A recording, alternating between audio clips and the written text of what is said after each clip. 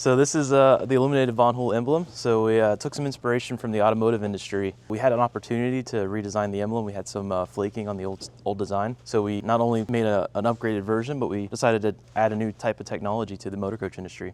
So it's backlit, it's 12 volt, and then it uses a 3M adhesive so that it seals off from wet water intrusion and ingress. And we've had it out in Florida, monsooning and zero water ingress. And we're going to redesign it too. So we're working with, we talked to the VanHool engineers, talked to one of their designers. So he really wanted to kind of redesign it, go with symmetry. So we're going to square it all off. Oh, there it is. Maintenance competition.